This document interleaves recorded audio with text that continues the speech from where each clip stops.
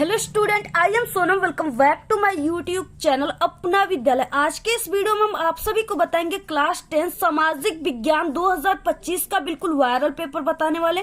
ठीक है, और ये जो वायरल पेपर यानी आपका 11 मार्च को बिल्कुल ऐसा ही आपका क्लास 10 सोशल साइंस एसएसटी का पेपर आने वाला है। जितने भी स्टूडेंट मात्र इस 825 आईजेड पेपर कोड के पेपर को तैयार कर लेते हैं, ठीक है, वो पूरे के पूरे सोशल साइंस में 70 नंबर बिल्कुल छाप करके आएंगे, धुआं करके आएंगे। क्योंकि ये जो है पेपर 825 आईजेड ये बिल्कुल वायरल पेपर कोड का पेपर है। ठीक है, सामाजिक विज्ञान का सबसे वायरल पेपर 825 आईजेड है और यही पेपर सभी जगह आने वाला है 11 मार्च को। तो जितने भी स्टूडेंट इस पेपर कोड को तैयार कर लेते हैं, यानी यही आप लोग पेपर कोड याद कर लो, बिल्कुल यही पेपर कोड का यही पेपर आएगा।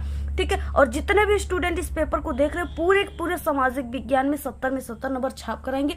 यहाँ पे हम आपको पूरे के पूरे आंसर के साथ बताएंगे। ठीक है, और इस पेपर में आपके सामाजिक विज्ञान में 10 नंबर का मानचित्र से संबंधित क्वेश्चन आता है। तो यहाँ पे हमारे पास एक मानचित्र है, कैसे आप सभी को इस मानचित्र में भरना है, कैसे आपको कॉपी में कुछ आंसर लिखना है। ठीक है, तो सभी तरीका इस वीडियो में हम आप सभी को बताने वाले हैं। आपको कैसे मानचित्र को भरने के बाद आपको कॉपी में नत्थी वगैरह करना, सभी चीजें इस वीडियो में हम आपको बिल्कुल क्लियर बताएंगे, सभी चीजें। तो आप लोग सबसे पहले इस वीडियो को लाइक कर दीजिए, चैनल पे नहीं तो चैनल को सब्सक्राइब करके बेल आइकन को जरूर प्रेस कर दीजिए और आप लोग इस वीडियो को अपने सभी दोस्तों में जरूर शेयर कीजिए। सबसे पहले यहाँ पे अनुक्रमांक, यहाँ पे नाम, आपको इसमें 3 घंटे 15 मिनट का समय दिया जाएगा। और जितने भी स्टूडेंट इस पेपर को देख रहे हैं ना, वो 11 मार्च को इस पेपर को 2:30 पे ही करके बैठ जाएंगे, क्योंकि वो इस वायरल बोर्ड के पेपर को पहले से ही देख चुके हैं, जो कि रियल पेपर है। ठीक है, और ये पूर्णांक 70 का है और इसमें जितने भी स्टूडेंट इस पेपर को तैयार कर रहे हैं वो सामाजिक विज्ञान में पूरे के पूरे 70 में 70 नंबर बिल्कुल छाप करके आएंगे।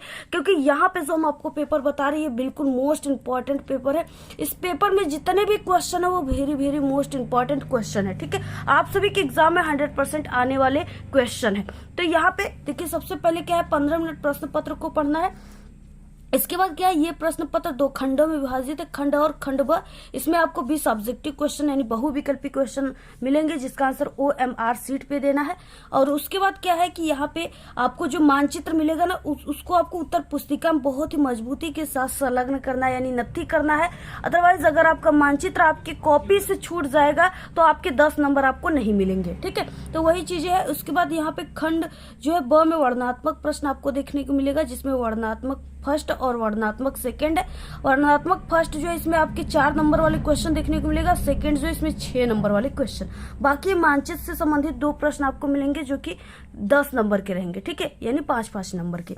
इसके बाद ये आप सभी को यहाँ पे जो ये वाला है, इस वाले आपको दृष्टिबाधित जो है इसको आपको नहीं करना है, इसको जिसको कम दिखाई देता है वो इस क्वेश्चन को करेगा। ठीक है, खंड यहाँ पे अ स्टार्ट करते हैं, बहुविकल्पी क्वेश्चन है और ये पेपर ही बिल्कुल वायरल क्वेश्चन है। पेपर ही बिल्कुल वायरल इसलिए इस पेपर में जितने भी क्वेश्चन है सभी बिल्कुल मोस्ट इंपॉर्टेंट है, वायरल है। ठीक है, 100% आप सभी के एग्जाम में सभी क्वेश्चन आने वाले, इसलिए आप लोग इस पूरे पेपर को बहुत ही ध्यान से देखिएगा।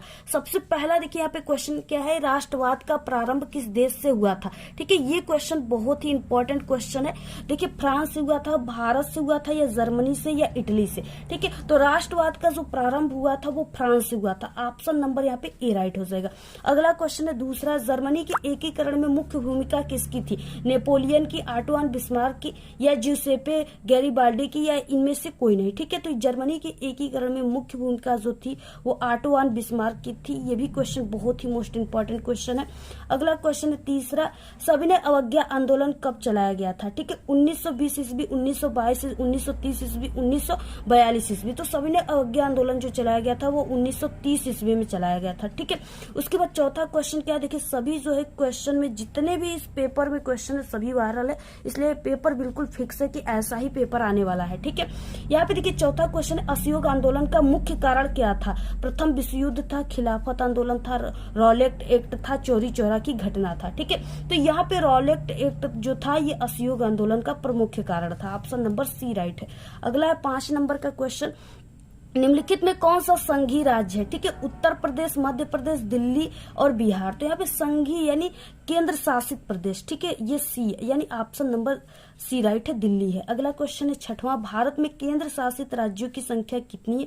तो देखिए भारत में जो केंद्र शासित राज्य थे पहले 7 थे, लेकिन अब एक बढ़ गया है, तो यहाँ पे ऑप्शन नंबर सी 8 है। ठीक है, अगला क्वेश्चन है देखिए 7वां, कोयला निम्नलिखित में से किस प्रकार का संसाधन है? यानी अजैव संसाधन है, प्रवाह संसाधन है, अनवीकरण योग्य है या नवीकरण योग्य है? ठीक है, तो देखिए कोयला जो है ना वो अनवीकरण योग्य है, ऑप्शन नंबर सी राइट है।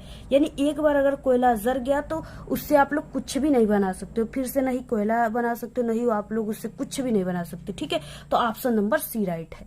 अगला 8 नंबर का क्वेश्चन, निम्नलिखित में से कौन सी एक खरीफ की फसल है? ठीक है, गेहूं, सरसों, धान या चना है? तो यहाँ पे देखिए कौन सा हो जाएगा, ऑप्शन नंबर यानी यहाँ पे धान जो है ये खरीफ की फसल है। ठीक है, ऑप्शन नंबर यहाँ पे सी राइट हो जाएगा। अगला क्वेश्चन है 9 नंबर का क्वेश्चन, निम्नलिखित में से कौन सा भारत में प्रमुख परिवहन संसाधन है? ठीक है, रेल परिवहन, सड़क परिवहन, पाइपलाइन या वायु परिवहन? तो इसमें से हो जाएगा रेल परिवहन जो है ये प्रमुख परिवहन साधन है, ऑप्शन नंबर ए राइट है। अगला क्वेश्चन है 10 नंबर का, निम्नलिखित में से किस वस्तु का निर्यात भारत में नहीं होता है? उर्वरक, काफी, ठीक है, चाय या तंबाकू? तो देखिए यहाँ पे क्या है कि उर्वरक का जो है निर्यात भारत में नहीं होता, ऑप्शन नंबर ए राइट है। अगला 11 नंबर का क्वेश्चन, निम्नलिखित देशों में से मानव विकास सूचकांक यानी HDI के लिहाज से किस देश की स्थिति अन्य से बेहतर है? बांग्लादेश, नेपाल, पाकिस्तान या म्यांमार? ठीक है, तो यहाँ पे देखिए क्या हो जाएगा, यानी कि बांग्लादेश जो है इसका बेहतर है, ऑप्शन नंबर सी राइट है, क्योंकि इसका जो क्षेत्रफल है ये बहुत ही कम है। इसके बाद देखिए यानी क्षेत्रफल कम है, यहाँ पे जनता बहुत ही कम रहते हैं। इसके बाद 12 क्वेश्चन है कि निम्नलिखित में से कौन सी रेशेदार फसल है? चाय, गन्ना, जूट, रबर? ठीक है, तो यहाँ पे देखिए क्या हो जाएगा, जो जूट है ये रेशेदार फसल है, क्योंकि इससे वस्त्र वगैरह बनाए जाते हैं। अगला क्वेश्चन देखिए 13 है, आयरलैंड के गरीब काश्तकार किस पर निर्भर थे? किस पे निर्भर थे? तो वो यहाँ पे आलू पर निर्भर थे, ऑप्शन नंबर बी राइट है। अगला है 14 नंबर का क्वेश्चन, 1890 के दशक में अफ्रीका में फैलने वाली पशु बीमारी कौन सी थी? ठीक है, तो जो पशु बीमारी फैली थी वो रिंडर पेस्ट थी, ऑप्शन नंबर सी राइट है। अगला क्वेश्चन है 15 निम्न में से किस शहर में 1885 ईस्वी में यूरोपीय शक्तियां अफ्रीका को आपस में बांटने के लिए मिली थी? ठीक है, कौन सा? लंदन, न्यूयॉर्क, एम्स्टर्डम या बर्लिन? ठीक है, कौन सा मिली थी? तो यहाँ पे हो जाएगा ऑप्शन नंबर यानी यहाँ पे डी, बर्लिन हो जाएगा, ऑप्शन नंबर डी राइट है। अगला देखिए 16 नंबर क्या, 19वीं शताब्दी में अनुबंध को किस रूप में वर्णित किया गया है? ठीक है, किस रूप में वर्णित किया गया था? तो वो दस्ता की नई प्रथा में, ऑप्शन नंबर यहाँ पे ए राइट हो जाएगी। अगला है 17 नंबर का क्वेश्चन, निम्नलिखित में से किस राज्य में अति पशुचारण भूमि निम्नीकरण के लिए जिम्मेदार है? ठीक है, किस राज्य में है? तो वो यहाँ पे मध्य प्रदेश में, ऑप्शन नंबर बी राइट है। अगला नंबर का क्वेश्चन क्या हो जाएगा, अगला नंबर का क्वेश्चन है यहाँ पे 18, भारत में निम्न में से किस क्षेत्र में खनिजों और जीवाश्म ईंधन के समृद्ध भंडार हैं? ठीक है, मैदान, पर्वत, पठार या रेगिस्तान? तो यहाँ पे देखिए हो जाएगा पठार, ऑप्शन नंबर सी राइट हो जाएगा। अगला नंबर का क्वेश्चन क्या हो जाएगा 19, जलोढ़ मिट्टी किस फसल की खेती के लिए सर्वाधिक उपयुक्त मानी जाती है? चाय, कपास, रबर या गेहूं की खेती? ठीक है, तो यहाँ पे गेहूं की खेती, ऑप्शन नंबर डी राइट है। 20 नंबर का क्वेश्चन, निम्न में से कौन सा वनों पर आधारित उद्योग की श्रेणी में आता है? सीमेंट उद्योग, कागज उद्योग, तांबा उद्योग या इनमें से कोई नहीं? ठीक है, तो यहाँ पे देखिए वनों से यानी इसमें कागज जो है जो होते हैं वन होते हैं ना, उसी से कागज बनते हैं। ठीक है, तो ऑप्शन नंबर बी राइट हो जाएगा। तो इस तरीके से ये ऑब्जेक्टिव क्वेश्चन थे जो बिल्कुल वायरल और इम्पोर्टेंट क्वेश्चन थे और ये आपके पूरी किताब से थे। ठीक है, अगर आप लोग ये 20 ऑब्जेक्टिव क्वेश्चन को तैयार कर लेते हो तो आपका 20 नंबर बिल्कुल पक्का हो जाएगा पेपर में। ठीक है, इसके बाद देखिए सब्जेक्टिव क्वेश्चन जो कि 50 नंबर वाले क्वेश्चन है, उसको आप सभी को कैसे तैयार करना है, कैसे लिखना है, कौन कौन से क्वेश्चन है। ठीक है, सभी क्वेश्चन बहुत ही मोस्ट। तो यहाँ पे देखिए खंड व क्वेश्चन स्टार्ट होता है जिसमें वर्णनात्मक प्रश्न फर्स्ट दिया हुआ है। ठीक है, और ये क्वेश्चन जितने भी क्वेश्चन है यानी वर्णनात्मक फर्स्ट में ये 4 नंबर के क्वेश्चन है। ठीक है, और आपको निम्न प्रश्नों के उत्तर प्रत्येक लगभग आपको 80 शब्दों में देना है। ठीक है, 80 शब्द का मतलब आपको 1 से 1.5 पेज में इसके आंसर को लिखना है, तभी आप सभी को 4 नंबर मिलेंगे। ठीक है, 1 पेज तो पूरा लिखना है, इससे कम नहीं लिखना है। पहला क्वेश्चन देखिए, बहुत ही इंपॉर्टेंट, यानी इस सामाजिक विज्ञान के पेपर को आप लोग तैयार कर लेते हो ना, अभी तक सामाजिक विज्ञान में कुछ नहीं पढ़े हो ना, फिर भी आप लोग अगर मात्र इस पेपर को तैयार कर लेते हो तो आप लोग बिल्कुल टॉप कर जाओगे, क्योंकि इस पेपर में जितने क्वेश्चन दिए ना सभी बहुत ही मोस्ट इंपॉर्टेंट क्वेश्चन है, और ऐसे क्वेश्चन आपको कहीं कोई नहीं बताएगा। ठीक है, क्योंकि पिछले 5 सालों से बोर्ड एग्जाम की कॉपियां भी चेक कर रहे हैं और 5 सालों से बोर्ड की पेपर भी बना रहे सभी सब्जेक्ट का। ठीक है, और एक टॉपर भी थे, तो इसलिए हम जो भी आप सभी को बता रहे क्वेश्चन, जो भी पेपर बता रहे वो 100% बिल्कुल रियल है। ठीक है, और बाकी अगर आप सभी लोग अदर यूट्यूब चैनल के वीडियो पेपर को देखोगे तो आपकी जो तैयारी हुई रहेगी ना वो भी आपका 0% हो जाएगा और आप लोग फेल हो सकते हो। इसलिए आप लोग एक ओरिजिनल और एक अच्छे चैनल से पढ़िए। ठीक है, जैसा कि हमारा चैनल है जिससे हर साल पढ़ने वाले स्टूडेंट, ठीक है, न कि सिर्फ जिला बल्कि प्रदेश टॉपर बनते हैं। तो आप सभी को भी टॉपर बनना है तो आप लोग सभी क्वेश्चन को तैयार कीजिए, हमारे चैनल को सब्सक्राइब कर लीजिए। देखिए पहला क्वेश्चन है यहाँ पे, ऑटो वन बिस्मार्क कौन था, वो क्यों प्रसिद्ध था। ठीक है, 4 नंबर का ये क्वेश्चन है। तो यहाँ पे देखिए इसका आंसर क्या हो जाएगा, इस तरीके से ऑटो वन बिस्मार्क जो था वो जर्मन साम्राज्य का प्रथम चांसलर होने के साथ साथ, ठीक है, तत्कालीन यूरोप का प्रभावशाली नेता भी था, और जर्मनी के एकीकरण में जो ऑटो वन बिस्मार्क है उसका प्रमुख भूमिका था। ठीक है, यानी जर्मनी के एकीकरण में वो पूरे के पूरे सहयोग किया था।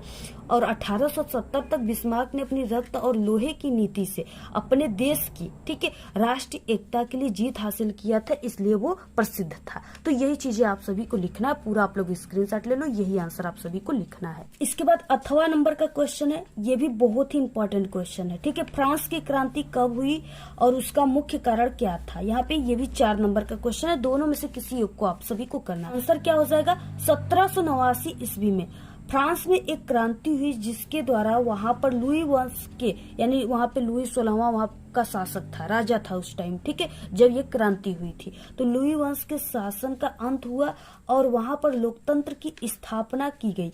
इस क्रांति के कारण, इस क्रांति के जो कारण थे वो मुख्य थे। ठीक है, कौन कौन से थे, तो यहाँ पे अयोग्य शासन, यानी वहां का जो राजा था वो अयोग्य था, योग्य नहीं था। ठीक है, फ्रांस की क्रांति के समय यहाँ पर लुई वंश का शासन था, जिसका शासक जो है वो लुई 16वां था राजा। वो एक अयोग्य, जिद्दी और अधूरदर्शी, कर्तव्यहीन शासन था। ठीक है, शासक था, क्योंकि उसने शासन में सुधार लाने का प्रयास नहीं किया था और उसकी पत्नी का प्रभाव शासन पर अधिक था। इस कारण जनता उसके विरुद्ध हो गई। ठीक है, दूसरा कारण था मध्यम वर्ग। यहाँ पर औद्योगिक क्रांति होने के कारण मध्य वर्ग का उदय हो गया था, जिसमें छोटे उद्योगपति, डॉक्टर, वकील, अध्यापक और निम्न पदों पर कार्य करने वाले अधिकारी आते थे। ठीक है, इसके बाद क्या हो जाएगा, आम जनता की दयनीय स्थिति। ठीक है, ये हेडिंग रहेगा। इस समय शासक, उच्च वर्ग और कुलीन वर्ग जहां विलासिता पूर्ण जीवन व्यतीत कर रहा था, वहीं आम जनता की स्थिति बड़ी दयनीय थी तथा लोग रोजी रोटी को लिए तरस रहे थे। ठीक है, यानी फ्रांस की जनता जहां खाने के लिए मर रही थी, तहां वहां के जो राजा था लुई 16वां, वो अपने विलासिता के जीवन में जी रहा था। ठीक है, लग्जरी जीवन जी रहा था। उसके बाद देखिए चौथा है यहाँ पे कारण की दार्शनिकों का प्रभाव। इस समय 2 दार्शनिकों वर्ग जो थे वो उदित हुआ। उसने जनता को प्रशासन की दुर्दशा, न्याय व्यवस्था की कमियों व फ्रांसीसी समाज की बुराइयों से अवगत कराया, यानी वही लोग अवगत कराए थे। ठीक है, उसके बाद 5वां कारण है यहाँ पे स्वतंत्रता का प्रभाव।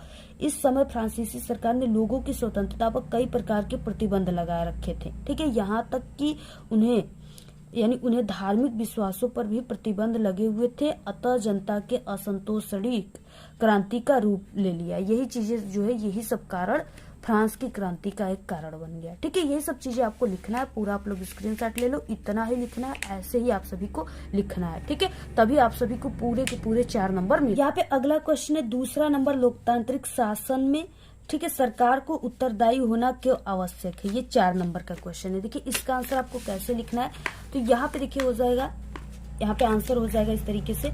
आज के समय में लोकतांत्रिक सरकार को प्रायः प्रतिनिधिक लोकतंत्र कहते हैं। ठीक है, प्रतिनिधिक लोकतंत्र में लोग सीधे शासन में भाग नहीं लेते, बल्कि चुनाव की प्रक्रिया के द्वारा अपने प्रतिनिधि को चुनते हैं।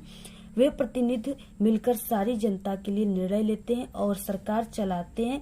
चूंकि लोकतंत्र में सरकार जनता के द्वारा चुनी जाती, इसलिए उसे जन सामान्य के कल्याण के लिए निर्णय लेने पड़ते हैं और कार्य करने पड़ते हैं। सरकार को समाज समानता, स्वतंत्रता तथा सामाजिक न्याय के मूल्यों को ध्यान में रखते हुए कार्य करना पड़ता है। ठीक है, तो यही आप सभी को लिखना है, इतना ही। पूरा आप लोग स्क्रीनशॉट ले लो, ऐसे ही आप सभी को लिखना है, तभी आपको नंबर मिलेंगे, पूरे 4 नंबर। ठीक है, और इसके बाद अथवा क्वेश्चन है, लोकतांत्रिक शासन की किन्हीं 2 चुनौतियों का उल्लेख कीजिए। ठीक है, तो यहाँ पे देखिए इस तरीके से हो जाएगा, भारत का लोकतंत्र निरक्षरता, गरीबी, महिलाओं के खिलाफ भेदभाव, जातिवाद और सांप्रदायिकता, क्षेत्रवाद, भ्रष्टाचार, ठीक है, राजनीतिक के अपराधीकरण और हिंसा की चुनौतियों का सामना कर रहा है। लोकतंत्र की सफलता काफी हद तक साक्षरता पर निर्भर करती है, लेकिन भारत में निरक्षरता को खत्म करना अभी भी मुश्किल है। ठीक है, और देखिए निरक्षरता क्या हो जाएगा, अशिक्षित जनता कभी भी एक सशक्त लोकतंत्र बनाने में योगदान नहीं दे सकता है। यह समस्या देश के साथ आजादी के समय से है। ठीक है, उसके बाद देखिए गरीबी क्या है, यहाँ पे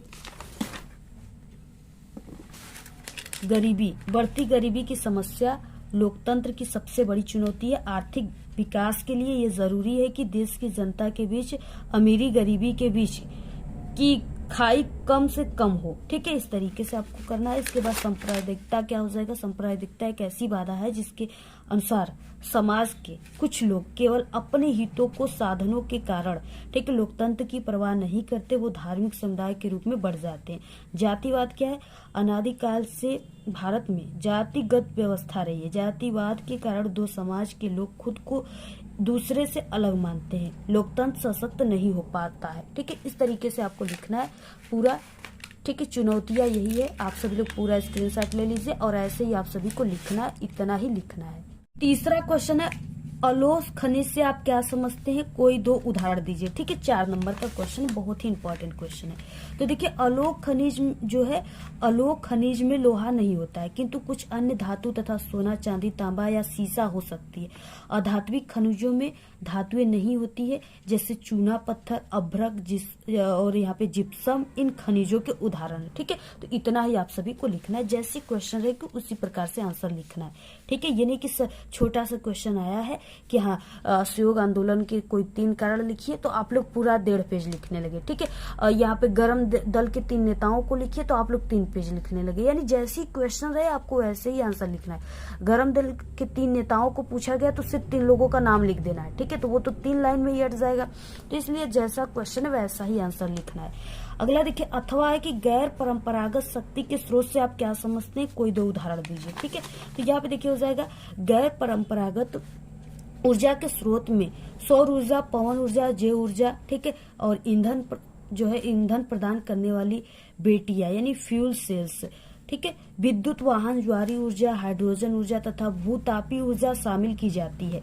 और नवीकरणीय ऊर्जा स्रोत ऐसे ऊर्जा स्रोत होते हैं जिनका उपयोग करने से उनके कम होने या समाप्त होने की संभावनाएं जो है नहीं होती है। ठीक है, तो आप लोग इसको देखिए तैयार कर लीजिए, आपके ऑब्जेक्टिव क्वेश्चन में आ जाता है कि कौन सा गैर परंपरागत ऊर्जा का स्रोत है। ठीक है, तो आप लोग यहाँ पे तैयार कर लीजिए, ऊर्जा यानी पवन ऊर्जा, जैव ऊर्जा, ठीक है, ईंधन प्रदान करने वाली, इस तरीके से विद्युत वाहन ऊर्जा, ज्वारी ऊर्जा, हाइड्रोजन ऊर्जा, भूतापी ऊर्जा, ये सब क्या है गैर परंपरागत ऊर्जा के स्रोत हैं। ठीक है, तो इसको भी तैयार कर लीजिए और ये आप सभी के, ठीक है, 60 क्वेश्चन में भी आता है जैसे यहाँ पे आया है। उसके बाद अगला क्वेश्चन है यहाँ पे चौथा, भारतीय कृषि की कोई 3 विशेषताएं आप सभी को लिखना है, ये बहुत ही इंपॉर्टेंट है, ये पक्का आप सभी के पेपर में आएगा। तो यहाँ पे देखिए भारतीय कृषि की 3 जो विशेषताएं हैं वो इस प्रकार है। ठीक है, पहला है उर्वरकों और रासायनिक खाद का प्रयोग न करने के कारण भूमि की उत्पादकता कम तथा फसल उत्पादन भी कम होता है। ठीक है, उसके बाद देखिए भारतीय कृषि प्रायः मानसून, वर्षा, मृदा की प्रकृति, उर्वरता तथा अन्य पर्यावरणीय तत्वों पर निर्भर करती है। जो भारत के किसान है वो उतना अमीर नहीं है, सबके पास जो है सबमर्सिबल नहीं है, ठीक है, पानी की व्यवस्थाएं नहीं है, इसलिए वो भगवान पे निर्भर करते हैं। जब भगवान पानी बरसाएंगे, ठीक है, बारिश होगी, तभी जो है उनकी फसल अच्छे से पैदावार होगा। ठीक है, उसके बाद देखिए तीसरा यहाँ पे है अगला, भारत के लोगों का जीवन स्तर निम्न होने के कारण ये लोग आधुनिक कृषि नहीं कर सकते हैं, यानी अच्छे अच्छे उपकरणों का यूज नहीं कर पाते, आधुनिक उपकरण का। ठीक है, इनके कृषि उपकरण भी पुरानी प्रकृति के होते, कहीं कहीं तो आज भी बैलों से खेती की जाती, बहुत पुराने जमाने के ट्रैक्टर हैं। ठीक है, ये लोग धन कमाने के लिए कृषि नहीं करते बल्कि अपने और अपने परिवार की उदरपूर्ति के लिए कृषि करते, यानी जो भारत के किसान हैं वो उससे धन नहीं कमा सकते। ठीक है, धन कमाने के लिए नहीं बल्कि वो अपनी रोजी रोटी के लिए कृषि कार्य करते हैं। तो इस तरीके से आपको ये तीनों लिख लेना है, बहुत ही इंपॉर्टेंट है, पक्का पेपर में आएगा। अथवा में यहाँ पे दिया विदेशी व्यापार के लाभों का वर्णन कीजिए। ठीक है, तो अथवा वाला क्वेश्चन भी आप लोग देख लीजिए। विदेशी व्यापार के अनेक लाभ है। देश में अधिक उत्पादित होने वाली वस्तुओं का निर्यात करके विदेशी मुद्रा अर्जित करना। ठीक है, जैसे विदेशी जो मुद्रा होते हैं वो डॉलर में पैसे होते हैं। ठीक है, तो अगर जो अत्यधिक उत्पादित होने वाली वस्तुएं हैं उसको विदेश में जब निर्यात किया जाता है ना, तो क्या होता है, विदेशी मुद्रा अर्जित होते, पैसे मिलते, मदद मिलती है। इस विदेशी मुद्रा का उपयोग देश की उन्नति के काम में लगाया जा सकता है। ठीक है, व्यापार से दो देशों के बीच पारस्परिक सहयोग बढ़ता है, यानी विदेशी व्यापार क्या है, जैसे हमारे भारत देश से अमेरिका से, ठीक है, क्या हो रहा है, व्यापार हो रही है। ठीक है, वस्तुओं का निर्यात किया जा रहा है, तो उसी को विदेशी व्यापार कहते हैं। तो वही उसी से क्या हो रहा है, व्यापार से दो देशों के बीच पारस्परिक सहयोग भी बढ़ता है। संकट के समय दो देशों के द्वारा एक दूसरे की मदद भी की जा सकती है। ठीक है, तो इस तरीके से आप लोग पूरा स्क्रीनशॉट ले लो, इतना ही लिखना है। यहाँ से देखिए स्टार्ट होता है वर्णनात्मक प्रश्न, सेकेंड स्टार्ट होता है, जो कि 6 नंबर का आप सभी के पेपर में आएगा। ठीक है, ये टोटल 6 नंबर का आप सभी के पेपर में आएगा। यहाँ पे देखिए निम्न प्रश्नों के उत्तर आप सभी को प्रत्येक का लगभग 150 शब्दों में लिखना है, यानी आपको 2 से 2.5 पेज में लिखना है। ठीक है, 5 नंबर का क्वेश्चन है, विश्व की अर्थव्यवस्था के विकास में तकनीक का क्या योगदान है। ठीक है, उदाहरण सहित आप सभी को लिखना है। ये बहुत ही इंपॉर्टेंट क्वेश्चन है। देखिए इसका आंसर किस तरीके से आप सभी को लिखना है, कितना लिखना है, तो यहाँ से स्टार्ट होता है इसका आंसर। ठीक है, तकनीकी प्रगति ने नए उद्योगों और उत्पादकों को जन्म दिया है, उत्पादकता में वृद्धि हुई है और मौजूदा उद्योगों में दक्षता में सुधार हुआ है। इसके परिणाम स्वरूप आर्थिक विकास, ठीक है, रोजगार सृजन और उच्च जीवन स्तर प्राप्त हुआ है। अर्थव्यवस्था में प्रौद्योगिकी की भूमिका के कुछ विशिष्ट उदाहरण हैं। ई कॉमर्स के विकास ने खुदरा उद्योग में क्रांति ला दी है। ठीक है, ऑनलाइन खुदरा विक्रेता वैश्विक दर्शकों तथा पहुंच सकते हैं और प्रतिस्पर्धी कीमतों पर उत्पादकों की एक विस्तृत श्रृंखला पेश कर सकती है। ठीक है, कई पारंपरिक ईंट और मोर्टार स्टोर बंद हो गए हैं, लेकिन इसने, ठीक है, लॉजिस्टिक्स और ग्राहक सेवा क्षेत्रों में नई नौकरियां भी पैदा की है। ई कॉमर्स ने छोटे व्यवसायों के लिए बड़े खुदरा विक्रेताओं के साथ प्रतिस्पर्धा करना भी आसान बना दिया है। प्रौद्योगिकी लगातार विकसित हो रही है और आने वाले वर्षों में अर्थव्यवस्था पर इसका प्रभाव बढ़ने की संभावनाएं हैं। ठीक है, यही आपको लिखना है, इतना ही लिखना है, पूरा आप लोग स्क्रीनशॉट ले लीजिए, ऐसे ही आप सभी को लिखना है। क्वेश्चन, अथवा 19वीं शताब्दी में अंतर्राष्ट्रीय अर्थशास्त्रियों के द्वारा बताए गए 3 प्रकार के प्रभावों की व्याख्या कीजिए। ठीक है, दोनों में से किसी एक को करना है, तो आप लोग पहले वाला जो हम क्वेश्चन का आंसर बताए उसी को लिख लीजिएगा। अगला क्वेश्चन देखिए 6वां, भारत में राजनीतिक सत्ता के विकेंद्रीकरण के पीछे बुनियादी सोच क्या थी, इसका स्वरूप क्या है। ठीक है, 6 नंबर का क्वेश्चन है। देखिए आंसर क्या हो जाएगा यहाँ पे, इस तरीके से आंसर हो जाएगा, जब केंद्र और राज्य सरकारों से जो शक्ति थी उसे छीनकर स्थानीय सरकार को दे दी जाती है, तो इसे विकेंद्रीकरण कहा जाता है। ठीक है, विकेंद्रीकरण के पीछे मूल विचार ये है कि बड़ी संख्या में समस्याएं और मुद्दे हैं जिन्हें स्थानीय स्तर पर ही सुलझाया जाना सबसे अच्छा है। ठीक है, विकेंद्रीकरण के पीछे बुनियादी सोच जो है, पहला है कि विकेंद्रीकरण के पीछे बुनियादी सोच ये है कि अनेक मुद्दों एवं समस्याओं का समाधान जो है स्थानीय स्तर पर ही अच्छे तरीके से हो सकती है। ठीक है, लोगों को अपने क्षेत्रों की समस्याओं की अच्छी समझ होती है और लोगों को इस बात की भी जानकारी होती है कि पैसा कहाँ खर्च किया जाए और चीजें का अधिक कुशलता से उपयोग किस तरह किया जा सकता है। ठीक है, दूसरा कारण क्या है, स्थानीय स्तर पर लोगों का नीतिगत फैसलों में सीधे भागीदार बनना भी संभव हो सकता है। इससे लोकतांत्रिक भागीदारी की आदत पड़ती है। ठीक है, स्थानीय सरकारों की स्थापना स्वशासन के लोकतांत्रिक सिद्धांत को वास्तविक बनाने का सबसे अच्छा तरीका है। ठीक है, आप लोग पूरा इसको तैयार कर लीजिए। बहुत ही सरल तरीके से हमने आप सभी को बताया, ठीक है, बहुत ही अच्छे तरीके से। तो आप लोग ऐसे ही तैयार कीजिए। आप लोग इसको 1 से 2 बार लिखने की प्रैक्टिस कीजिए। लिख लोगे आप लोग तो आप लोग इसको तैयार कर लोगे, ठीक है। इसको कहानी की तरह आप लोग याद कर लीजिए। इसके बाद देखिए अगला क्वेश्चन क्या है। अगला है क्वेश्चन अथवा। संघवाद क्या है, इसकी प्रमुख विशेषताएं बताइए। ये भी इंपॉर्टेंट क्वेश्चन है, ठीक है। संघवाद से रिलेटेड क्वेश्चन पेपर में जरूर आएगा। तो देखिए आंसर, संघवाद सरकार का वो रूप है जिसमें देश के भीतर सरकार के कम से कम 2 स्तर मौजूद है, ठीक है। पहला केंद्रीय स्तर और दूसरा जो है वो स्थानीय या राज्य स्तर है। भारत की स्थिति में संघवाद को स्थानीय, केंद्रीय और राज्य सरकारों के मध्य अधिकारों के वितरण के रूप में परिभाषित किया जा सकता है, ठीक है। संघवाद की विशेषताएं जो है वो इस प्रकार है। सरकार के 2 या यहाँ पे द्व्याधिक, ठीक है, यानी 2 से अधिक स्तर होते हैं। कानून, कराधान और प्रशासन के संबंध में सरकार के विभिन्न स्तरों का अपना क्षेत्राधिकार है। सरकार के प्रत्येक स्तर के अस्तित्व और अधिकार की संवैधानिक प्रत्याभूति, ठीक है, और जो है प्रत्याभूति है। संविधान के मौलिक प्रावधानों में परिवर्तन हेतु सरकार के दोनों स्तरों की सहमति की आवश्यकता होती है, ठीक है। इतना आप सभी को पूरा लिखना, आप लोग पूरा स्क्रीनशॉट ले लीजिए, इतना ही। अगला नंबर का क्वेश्चन है 7वां। ये बहुत ही इंपॉर्टेंट क्वेश्चन है, पक्का पेपर में आएगा। परिवहन तथा संचार के साधनों को किसी देश तथा अर्थव्यवस्था की जीवन रेखा क्यों कहा जाता है, ठीक है। 6 नंबर का क्वेश्चन है। देखिए आंसर क्या हो जाएगा, यहाँ से स्टार्ट है आंसर, ठीक है। परिवहन अर्थव्यवस्था में महत्वपूर्ण भूमिका निभाता है। परिवहन के कारण ही कच्चा माल कारखानों तक पहुंच पाता है, ठीक है। परिवहन में मतलब जैसे आ गए कच्चा माल पहुंचता है ट्रक से, ठीक है, मोटर से और भी ट्रैक्टर वगैरह से, तो उनके माध्यम से ही जो है वस्तुएं फैक्ट्रियों तक पहुंच पाते हैं, ठीक है। तो यहाँ पे कच्चा माल कारखानों तक पहुंच पाता है और उत्पादक ग्राहकों तक पहुंच पाते हैं। यानी जो चीजें बनती है वो ग्राहकों तक कौन ले जाता है, परिवहन ही ले जाता है। किसी भी देश के विकास की दर वहां उत्पादित होने वाले वस्तुओं और सेवाओं तथा एक कोने से दूसरे कोने तक उन्हें के आवागमन पर निर्भर करती है। इसलिए तेज विकास के लिए कुशल परिवहन अत्यंत महत्वपूर्ण हो जाता है, ठीक है। इसके अलावा संचार की सहूलियत जैसे टेलीफोन, इंटरनेट से सूचना का आदान प्रदान जो है सहजता से होती है। जैसे कि आप सभी लोग अगर संचार की व्यवस्थाएं नहीं होती, मोबाइल फोन नहीं होता, इंटरनेट नहीं होता, तो क्या आप लोग हमारी वीडियो देख पाते? नहीं ना। तो इसलिए संचार के माध्यम से ही आप लोग हमारी वीडियो को देख रहे हो।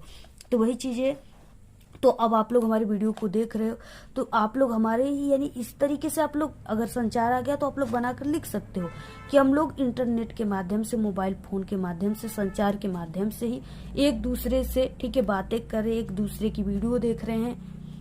वही सब चीजें आप सभी को बनाकर लिखना है, इसमें सिर्फ बनाकर लिखना है। स्थानीय और अंतर्राष्ट्रीय व्यापार ने भारत की अर्थव्यवस्था को जीवंत यानी जीवन रेखा बना दिया है। इससे हमारा जीवन और भी सुखमय हो गया, सुलभ हो गया है। इससे जिंदगी जीने के लिए जरूरी सुख सुविधाओं का विकास हुआ है, ठीक है।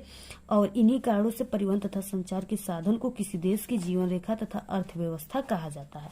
बस यही चीजें आप लोग स्क्रीनशॉट ले लो, इतना ही आपको लिखना है। इसके बाद देखिए अगला क्वेश्चन अथवा है, अंतर्राष्ट्रीय व्यापार की बदलती प्रवृत्तियों का उल्लेख कीजिए, ठीक है। तो यहाँ पे हो जाएगा, आजादी से पहले व्यापार संतुलन हमारे देश के पक्ष में नहीं था। भारत का अधिकांश व्यापार ब्रिटेन के साथ ही होता है, ठीक है। ब्रिटिश सरकार केवल अपने फायदे के लिए ही व्यापार करती थी, उसे देश के हित अहित से कोई मतलब नहीं था। परंतु आजादी के बाद जो था वो विशेषकर पिछले 15 वर्षों में अंतर्राष्ट्रीय व्यापार की प्रक्रिया बहुत बदली है, ठीक है। भारत का व्यापारिक संबंध अब कई महत्वपूर्ण देशों और समूहों से है। निर्यात की जो है मंदे, जिसका पिछले कुछ वर्षों से भाग बढ़ रहा है, जिनमें से कुछ इस प्रकार है, ठीक है। कृषि व्यापार 2.53% अयस्क और खनन, ठीक है, 9.12%। पेट्रोलियम उत्पादन यहाँ पे 86.12% आदि है, ठीक है। भारत में आयात की जाने वाली वस्तुएं जैसे पेट्रोलियम उत्पाद जो है 41.87% है। कोयला और कोक जो है वो 94.17% है। और जो है मशीनरी वो 12.56% आदि है। जो है भारी आयात की वस्तुएं हैं, इसमें रासायनिक खाद, अनाज खाद जो है, खाद्य तेल आदि आते हैं। तो इस तरीके से आपको लिखना है। देखिए अथवा वाले क्वेश्चन का आंसर भी हम आप सभी को बता देते हैं। दोनों में से आपको जो भी सरल लगता है उसी का आंसर आपको पेपर में लिखना है। अगला देखिए क्वेश्चन है 8वां, जो बहुत इंपॉर्टेंट है। ये आपका मृदा अपरदन या भू क्षरण करके क्वेश्चन आता है। ठीक है, मृदा अपरदन से आप क्या समझते हैं? मृदा अपरदन के उत्तरदायी किन्हीं 3 आप सभी को कारणों का उल्लेख करना है 6 नंबर का। ये पक्का पेपर में यानी फिक्स क्वेश्चन है ये कि पेपर में आएगा इस बार। ठीक है, देखिए क्या हो जाएगा यहाँ पे। मृदा अपरदन का सबसे पहले देखिए अर्थ क्या होता है। इसका अर्थ होता है मिट्टी की परत का नष्ट हो जाना। जैसे बाढ़ जो होता है, बाढ़ के पानी, ठीक है, वो क्या होती है अपने साथ साथ जहां जहां बाढ़ की पानी जाती है वहां वहां की मिट्टियों को अपने साथ समेट करके लाती है। ठीक है, इससे क्या होता है कि जहां की वो मिट्टियों को समेटती है वहां पे मृदा का क्षरण हो जाता है, भू का क्षरण हो जाता है। ठीक है, तो इसका अर्थ होता है जो है मिट्टी की परत का नष्ट होना। मृदा अपरदन में मिट्टी की उपजाऊ सतह अपने मूल स्थान से हटकर के दूसरे स्थानों पर स्थानांतरित हो जाती है। मृदा अपरदन में अनेक भौतिक एवं रासायनिक परिवर्तन होते रहते हैं। मृदा अपरदन के कारण, मृदा अपरदन के जो कारण थे वो मुख्य हैं। ठीक है, 2 कारण हैं, जो है वातावरणीय कारण यानी जल तथा वायु से होता है। जल बाढ़ के पानी जो होता है बारिश में, और वायु जो लू चलते हैं ना गर्मियों में, उससे भी जो होता है मिट्टी के ऐसे टीला बना रहता है। जब ऐसे लू चलेगा, हवा मारेगा, तो ये टीला क्या हो जाएगा, ऐसे समतल हो जाएगा और यहाँ की मिट्टी उड़ करके कहीं और चली जाएगी धूल के माध्यम से, डस्ट के माध्यम से। ठीक है, और दूसरा कारण है जैविक कारक यानी वनों का नष्ट होना। जो वन हो रहे हैं ना वो क्या करते हैं, वन वृक्ष होते हैं उसके ऐसे से जो रूट होते हैं, जड़, वो मिट्टियों को जकड़े रहते हैं ऐसे। ठीक है, अब जो ऐसे जनसंख्या बढ़ रही है, लोग अपने रहने के लिए पेड़ पौधों को काट रहे हैं, अपनी आवश्यकताएं के लिए पेड़ पौधों को काट रहे हैं। ठीक है, जिससे वहां की मिट्टी, जो पेड़ पौधे के जड़ जो थे वो ऐसे मिट्टियों को पकड़े थे, अब वो कट गए तो कहाँ से पकड़ेंगे। ठीक है, तो अब वो कहाँ, वहां की मिट्टियां बह जाएंगी। ठीक है, मृदा का क्षरण हो जाएगा। ये सब चीजें है आपको बना बना कर लिख देना है। प्रभाव जो है मृदा अपरदन से बहुत अधिक क्षति होती है। ठीक है, इससे मिट्टी की उपजाऊ शक्ति नष्ट हो जाती है, वो बंजर बन जाता है। बंजर यानी वहां पे कुछ भी अच्छे से पैदावार नहीं होते, फसलें अच्छे से नहीं होती। नदियों में बाढ़ आती है और भूमिगत जल का स्तर नीचा हो जाता है। भूमि असमतल हो जाती है, जिससे कृषि क्रियाएं सरलता से पूरी जो है नहीं हो पाती है। रोकने का उपाय क्या है? बांध बना करके, वृक्षारोपण करके, ठीक है, खेतों की मेड़ ऊंची करके। खेतों में जो इस तरीके से मेड़ बनाए जाते हैं ना, ऐसे उसको मेड़ बनाया जाना चाहिए और उसको ऊंची ऊंची करना चाहिए, जिससे कि आपके खेतों की मिट्टियां दूसरे के खेतों में न जाए। ठीक है, इस तरीके से आपको बना लेनी चाहिए, जिससे भूक्षरण, मृदा अपरदन को रोका जा सकता है। तो यही सब चीजें हैं, ये आप लोग जरूर तैयार कर लेना, पक्का पेपर में आएगा। उसके बाद देखिए अथवा क्वेश्चन, भारत में उपभोक्ता आंदोलन का आरंभ करने के लिए उत्तरदायी कारणों का वर्णन करना है। ठीक है, तो इन दोनों में से आपको किसी एक को करना है। पहले वाले क्वेश्चन का आंसर हमने बताया, पहले वाले को ही आप लोग कर लीजिएगा। ठीक है, इसके बाद देखिए यहाँ से मानचित्र संबंधित कार्य, यहाँ पे प्रश्न स्टार्ट होते हैं जो कि 10 नंबर के आपके पेपर में आते हैं। ठीक है, देखिए आप सभी को कैसे मानचित्र कार्य करना है। सबसे पहले 9 का ए वाला क्वेश्चन दिया है। ठीक है, तो देखिए सबसे पहले की कॉपी में आपको ऐसे मानचित्र कार्य लिखना है, प्रश्नोत्तर संख्या 9 का ए लिखना है। ठीक है, यहाँ पे देखिए पहला क्वेश्चन इस तरीके से दिया हुआ है यहाँ पे, और देखिए ये जो है मानचित्र, इसमें आपको सबसे पहले यहाँ पे आपको 10 अंकों का अपनी रोल नंबर लिखना है। यहाँ पे आपको पेपर कोड जो था 825 जे उसको लिखना है। ठीक है, जैसा कि हमने आप सभी को बताया है, ऐसे ही आपको लिखना है ऊपर वाले सिरे पर। इसके बाद देखिए निम्नांकित स्थानों को भारत के मानचित्र में आपको चिन्ह से दर्शाना है। ठीक है, सही नाम तथा सही अंकन के लिए आपको आधा प्लस आधा नंबर मिलेंगे, यानी 1 नंबर। ठीक है, इस तरीके से 1 नंबर आपको मिलेगा। पहला है कि वो स्थान जहां 1927 में कांग्रेस अधिवेशन हुआ था। ठीक है, तो वो कौन सा स्थान है जहां पे 1927 में कांग्रेस का अधिवेशन हुआ था? तो वो है यहाँ पे आपको देखिए, ये कॉपी जो है इसमें लिखना है आपको ऐसे, पहला ऐसे डाल करके कोलकाता। ठीक है, वो स्थान कोलकाता है। अब देखिए ये जो मानचित्र है इसमें आपको कैसे दर्शाना है, इसमें आपको पेंसिल का यूज करना है। ठीक है, और देखिए कोलकाता जो है इस तरीके से, ये छोटा सा भाग आप सभी को दिख रहा है। ठीक है, इसी में कोलकाता है, तो आप सभी को ऐसे कोलकाता को दर्शा देना है। ठीक है, इस तरीके से। अगला क्वेश्चन देखिए क्या है, अगला क्वेश्चन है कि वो स्थान जहाँ किसान सत्याग्रह हुआ था। ठीक है, तो वो अमृतसर में हुआ था। तो सबसे पहले कॉपी में ऐसे अमृतसर लिख देना, उसके बाद देखिए इस मानचित्र में अमृतसर कहाँ है, ये आप सभी को ये जो मानचित्र का ऊपरी सिरा है ना, इस तरीके से इसमें आपको ऐसे 1 2 3 4 पंखुड़ी दिख रहे हैं, फूल के 4 पंखुड़ियों के आकार का दिख रहा है। इसी में ये वाला जो पंखुड़ी, इसी में अमृतसर है। ठीक है, इस तरीके से आपको ऐसे यहाँ पे करके यहाँ पे लिख देना है अमृतसर। बाकी हमारे चैनल पे मानचित्र कैसे भरे इसकी ट्रिक की वीडियो है, आप लोग उस ट्रिक को एक बार देख लीजिएगा, आपको और अच्छे तरीके से समझ में आ जाएगा। क्योंकि यहाँ पे हम आपको ट्रिक नहीं बता पाएंगे, ठीक है, क्योंकि वीडियो काफी लंबी हो जाएगी। वो स्थान जहाँ दिसंबर 1920 में कांग्रेस का अधिवेशन हुआ था, तो वो चेन्नई में हुआ था। ठीक है, चेन्नई आप सभी को ऐसे लिख देना है कॉपी में। उसके बाद देखिए इस मानचित्र में जो है चेन्नई जो है इस तरीके से दक्षिण साइड में है। ठीक है, तो यहाँ पे आपको इस तरीके से ऐसे एक फेस दिख रहा है आपको। ठीक है, इसी फेस में ऐसे इस माथे पर जो है ये चेन्नई है, तो आपको ऐसे यहाँ पे दर्शा देना है। अगला क्वेश्चन देखिए क्या है। अगला क्वेश्चन है वो स्थान जहां सूती मिल श्रमिकों का सत्याग्रह हुआ था। ठीक है, तो वो कौन सा स्थान है, वो अहमदाबाद है। अहमदाबाद ऐसे आपको कॉपी में लिखना है। उसके बाद देखिए ये जो मानचित्र है इसमें आपको ये जो चीजें है ना, ये क्या लग रहा है, ये आपको डायनासोर का मुंह लग रहा है। इसी में जो है अहमदाबाद है, गुजरात है, गांधीनगर है, दांडी है। ठीक है, सब चीजें इसी में। तो यहाँ पे इस बिंदु पे क्या अहमदाबाद है, आपको ऐसे लिख देना है। इसके बाद अगला क्वेश्चन है यहाँ पे वो स्थान जहां सर्वप्रथम नमक बनाया गया था। ठीक है, तो नमक जो है सर्वप्रथम कहाँ बनाया गया था। देखिए नमक जो है इस तरीके से लाहौर में बनाया गया है। और नमक का आंदोलन कहाँ से स्टार्ट हुआ था, तो वो दांडी से स्टार्ट हुआ था। ठीक है, और दांडी यहाँ पे है, तो इस तरीके से आप सभी लोग लिख सकते हो। यहाँ पे दांडी जो डायनासोर का मुंह है ना, इसके गर्दन में यहाँ पे दांडी है, और लाहौर यहाँ पे अमृतसर की तरफ है। तो इस तरीके से आप सभी को पूरा भरना है। आप लोग पूरा स्क्रीनशॉट ले लीजिए, ऐसे ही भरना है। इसके बाद देखिए ये तो था 5 नंबर का क्वेश्चन। ठीक है, जो कि इसमें आपको आंसर लिखना है और इस मानचित्र में आप सभी को वो स्थान को भरना है। इसके बाद देखिए यहाँ पे क्या है, ब नंबर का क्वेश्चन है, यानी 9 का ब है। इसमें निम्नलिखित को भारत के दिए गए मानचित्र में आपको दर्शाना है सिर्फ। ठीक है, यहाँ पे क्या है, गुजरात का राजधानी आपको ये जो चिन्ह है इससे दर्शाना है। ठीक है, गुजरात का राजधानी, गुजरात कहाँ पे, ये जो डायनासोर का मुंह है इसी के गर्दन में यहाँ पे गुजरात है। ठीक है, और गुजरात की जो राजधानी है वो गांधीनगर है, तो आपको ये चिन्ह जो है इसके द्वारा ऐसे दर्शा देना है। इसके बाद देखिए अगला है एक खनिज तेल शोधनशाला केंद्र, आपको ये जो चीज है इससे दर्शाना है। ठीक है, तो ये जो है ये जामनगर है। जामनगर कहाँ पे है, ये गुजरात में ही है। ठीक है, तो इस तरीके से यहाँ पे है, तो आपको ये जो सिंबल दिया है ना त्रिभुज के आकार का, इसी से आपको जामनगर दर्शा देना है।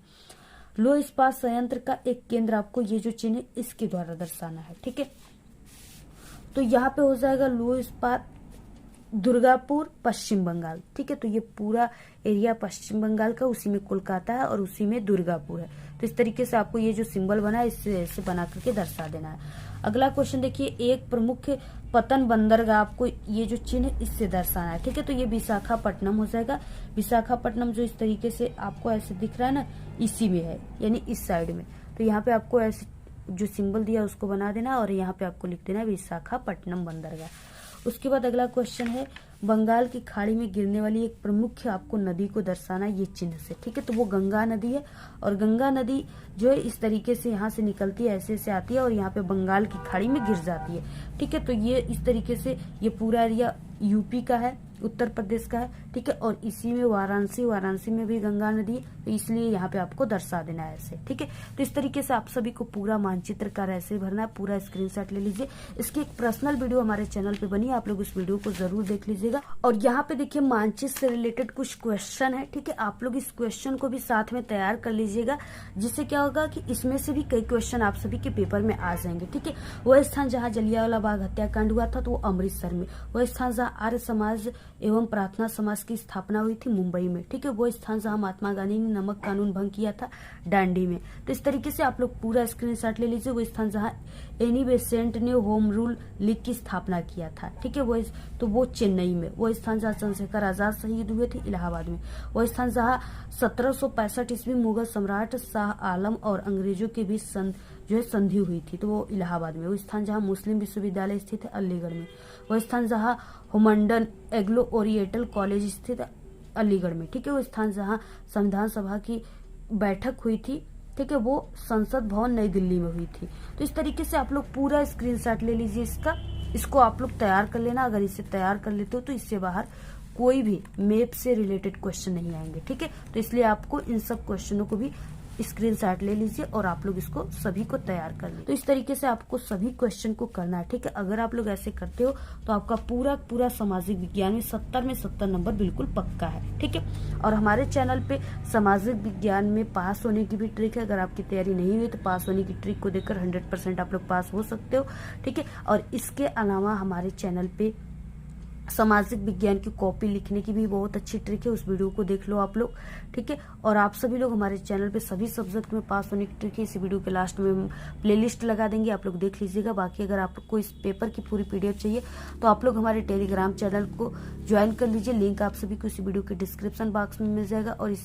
और आप सभी लोग हमें इंस्टाग्राम पे भी फॉलो कर। ऐसा है, यानी ये बिल्कुल रियल पेपर नहीं है, ये सिर्फ एक मॉडल बताया गया है कि इस टाइप के क्वेश्चन आप सभी के पेपर में आते हैं। इस वीडियो में सिर्फ इतना ही। आपको वीडियो कैसा लगा? अगर वीडियो पसंद आए तो एक बड़ा सा लाइक कर दे, चैनल पे नए तो सब्सक्राइब करके बेल आइकन को जरूर प्रेस कर दे। Thanks, all the very best, bye bye.